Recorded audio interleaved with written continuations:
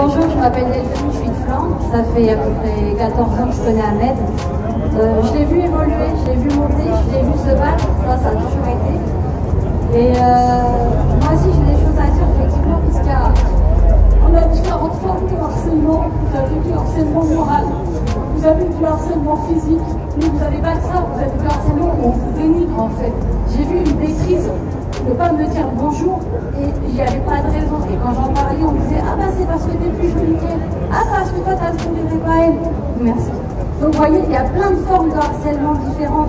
J'ai subi un harcèlement sexuel à connotation raciale avec texto et photo à l'appui.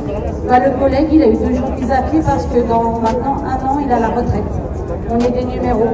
J'ai subi du harcèlement sexuel verbal. Ah, t'es sain. Ah, et puis vas-y que 5 h du matin. Et bah quand j'en ai parlé parce que j'étais rouge écarlate dans la salle machiniste, on m'a demandé ce qu'il y avait. J'ai dit bah voilà, on m'a dit ça. Le collègue est rentré, il m'a dit ah mais t'as pas d'humour. Heureusement qu'il y a des collègues qui se sont levés, qui m'ont dit bah je suis comme elle, j'ai pas le même humour que toi. Et la prochaine fois je t'en mettrai une si ça avait été ma femme ou quoi que ce soit. En attendant, il faut le vivre tous les jours. Tous les jours vous venez avec la peur au ventre de vous dire et est-ce qu'aujourd'hui on va me dire ci, et est-ce qu'aujourd'hui on va me dire ça. 1 fois, 2 fois, 3 fois, en 14 ans j'en ai vu. Et avant ça j'étais dans la police, c'est pour vous dire que j'en ai mangé.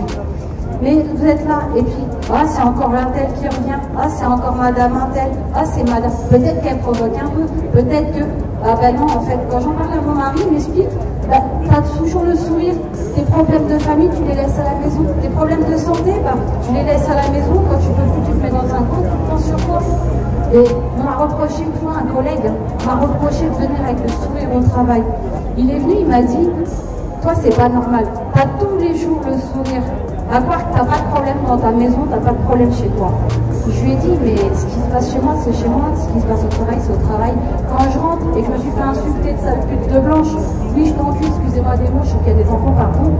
Ben, je reste dans ma voiture 10 minutes, je pleure, je m'essuie le visage parce que je me maquille pour être jolie quand même, un minimum pour moi.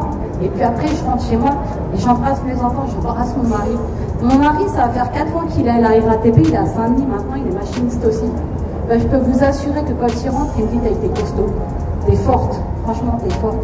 Et quand on le vit déjà à l'extérieur, et qu'en plus, quand on arrive dans nos locaux et qu'on doit le vivre à l'intérieur, non c'est dur, je peux vous assurer que c'est très dur. Mais heureusement qu'on a des gens comme Ahmed qui sont là, qui nous écoutent, on sait qu'on peut parler. Moi j'ai compris que ce qu'il fallait, c'est avoir une grande gueule. Parce que quand on vient et qu'on dit, ouais tu sais j'ai vécu ça, mais je sais pas trop.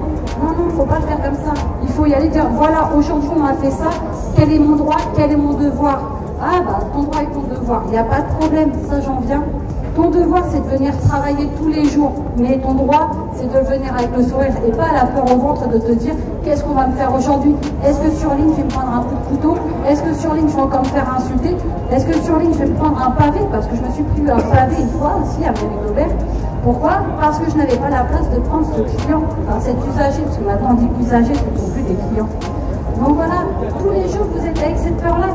Ah oui, quand j'ai pris le pavé, j'ai dû rentrer chez moi me déshabiller sur le pavé parce que j'avais plein d'éclats de verre sur la tenue, dans les cheveux et tout ça. Mais le lendemain, on est là. On ne nous demande pas de faire un rapport ou nous dire est-ce que tu te sens bien ou quoi. Le lendemain, on est là. Quand je me suis fait agresser, que je me suis pris une droite, aujourd'hui j'ai perdu 1% de capacité au niveau du coude, on m'a dit quoi? Bah dans le terminus, prends un café, tu repars dans 5 minutes. Et s'il te faut un peu plus, t'inquiète, le collègue de derrière, il prend ton départ et toi tu repars après, il n'y a pas de problème. Mais voilà, c'est que ça. Ça aussi, c'est une pression morale. C'est du harcèlement moral dissimulé. Parce qu'à chaque fois, quand il y a quelque chose qui ne va pas, on me dit t'inquiète, souffle un peu, fume une clope. Bah, je fume pas. Prends un café, bah, j'en bois pas. Donc, je fais quoi en attendant? Et c'est toujours le même problème. Prends 5 minutes. Non, non, c'est pas 5 minutes. Chers collègues, on vous le dit, le harcèlement, il a différentes formes. Il a différents visages. Et c'est ça qu'il faut dénoncer. Il faut arrêter de se dire ah bah c'est peut-être moi qui ai posé la situation. Ah bah c'est peut-être moi qui... Non, non, ce qui se passe, c'est que la situation se répète parce qu'on ferme sa bouche au départ. Et arrivé à un moment, bah, on accumule, on accumule, on accumule. Et là, on ne peut plus accumuler. Et c'est l'extrême comme pour certains collègues. Non, il faut dénoncer dès le départ. Dès que vous sentez que c'est pas normal au fond de vous, là, il faut se dire, tiens, je vais en parler parce qu'il y a peut-être quelque chose qui va pas dans cette situation. Voilà, c'est tout ce que j'avais à dire. C'est du lourd. C'est du lourd et il faut vivre avec.